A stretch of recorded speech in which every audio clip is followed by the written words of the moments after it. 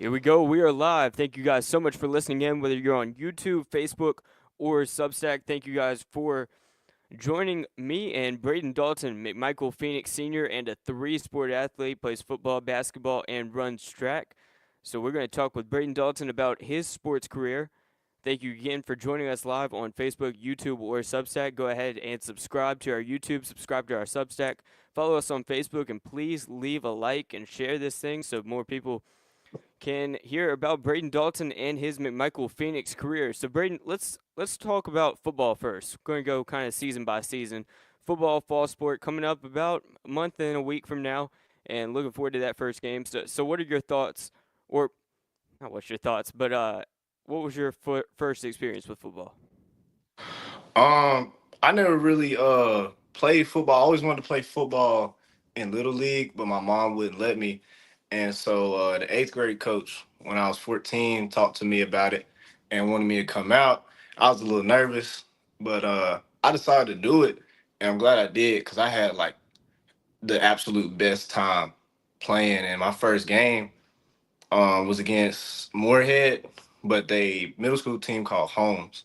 I had like two touchdowns and an interception, Oh wow. and yeah, that's when I was like, okay, I might keep doing this. And then my freshman year, I had a lot of fun. And by the end of my freshman year, I was coming off the sideline for varsity, and that's when it really clicked that I could really do something and like actually be good at it. And it gave me another sport. I had basketball, so it gave me like another sport to do in the fall.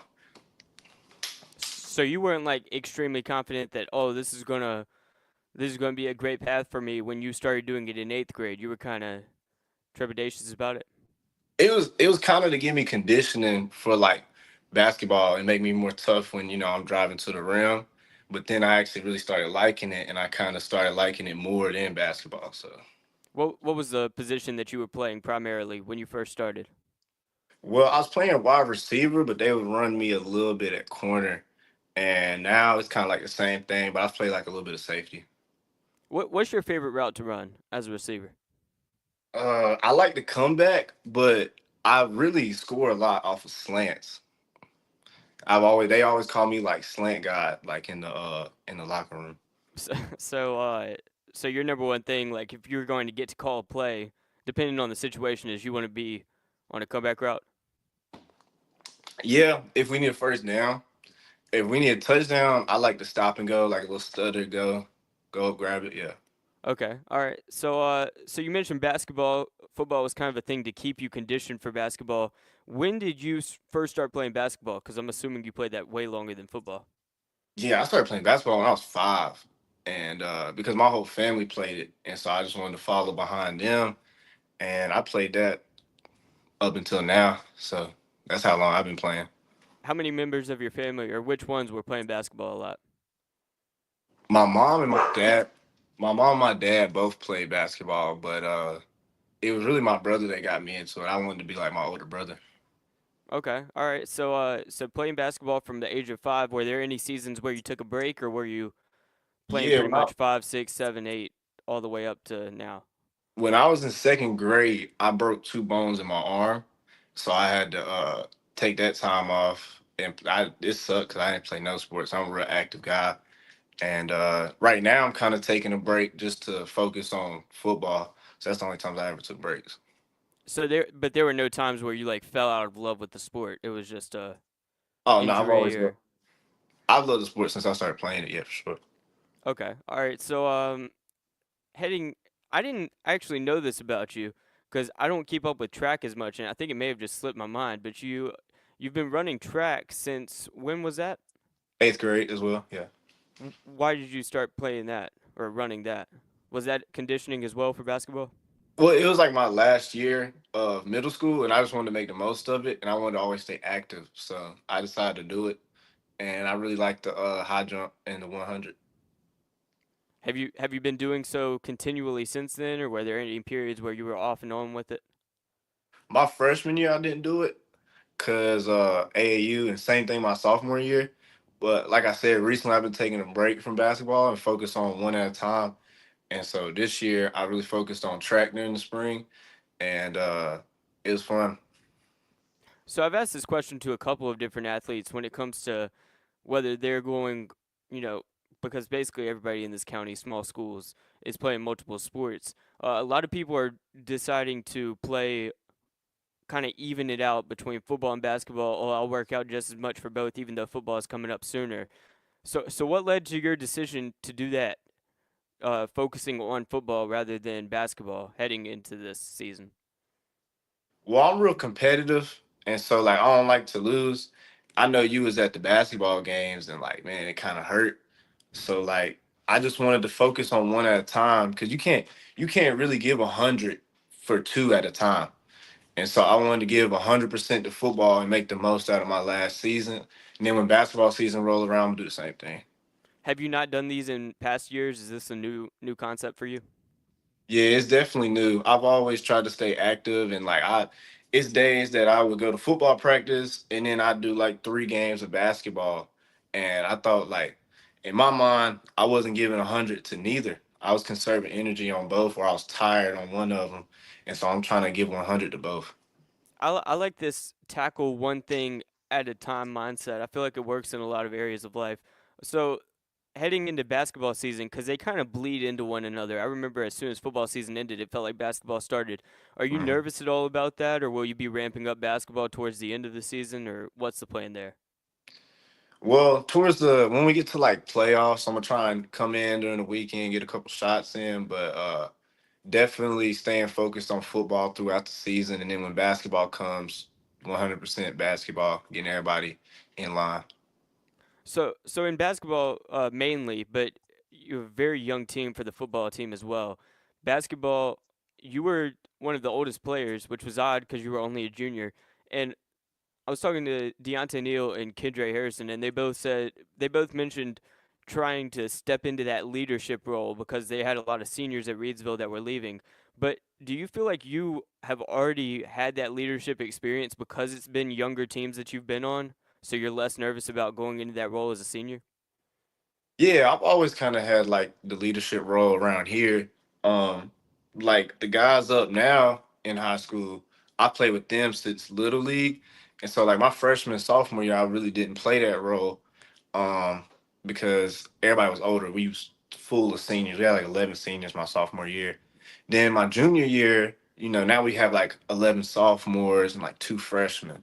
So it was a little difficult, honestly, this year for everybody to be serious because they're so young. They used to playing JV, middle school ball. Now they playing varsity. It's a little different, but I think everybody has matured this year, and everybody's more locked in and focused on winning. Yeah.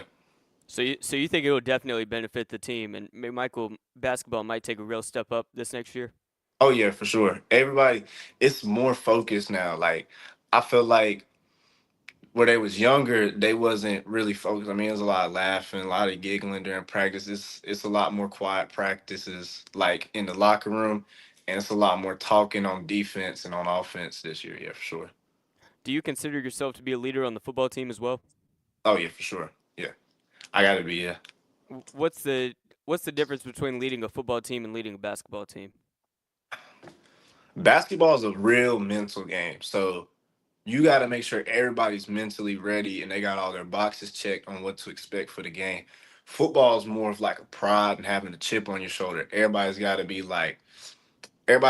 ready to play physical. I think it's more like getting people prepared physically for football and getting people prepared mentally for basketball.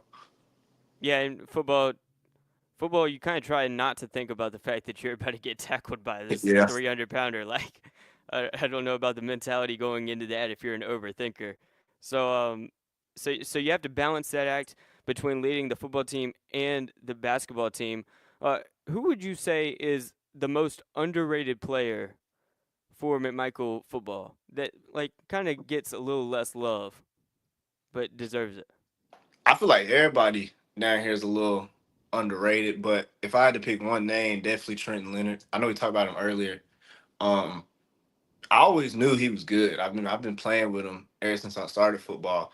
But these 7-on-7s this summer, I mean, every time you throw it up 1-on-1 coverage, he's coming down with it. He's really impressed me this year. I think he's the most underrated player in the state. Who would you say that is for basketball, or is there a guy for basketball that's like that?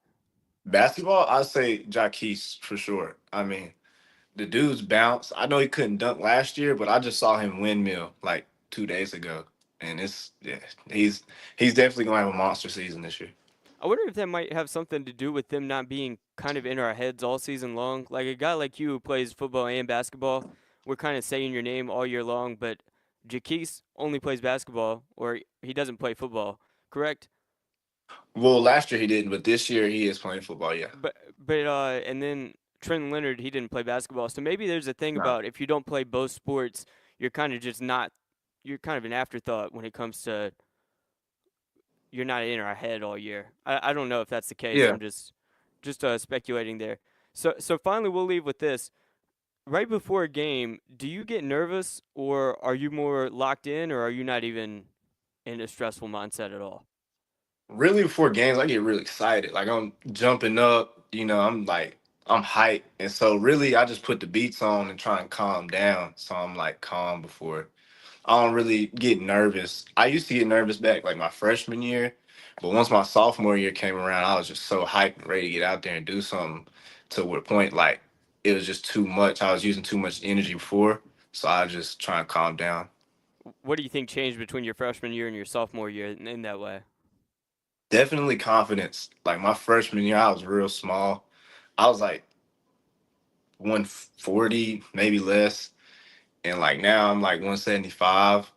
And so I think like the size and also mentality, like we was saying, like just not thinking about what's gonna happen. I think that definitely helped. All right. Well, thank you so much for joining us. That was great right there. Brayden Dalton, looking forward to seeing what you can do uh, on the court, on the field, on the track all year long. Brayden Dalton, McMichael Phoenix Sr., and one of the leaders for the Blue. So we've got some more interviews coming up. Can't confirm them yet, but make sure you're subscribed to YouTube, Facebook, and following us on, or subscribe to YouTube and Substack and following us on Facebook to get those. Again, thank you so much, Brayden. That's a RoCo Radio conversation with Brayden Dalton.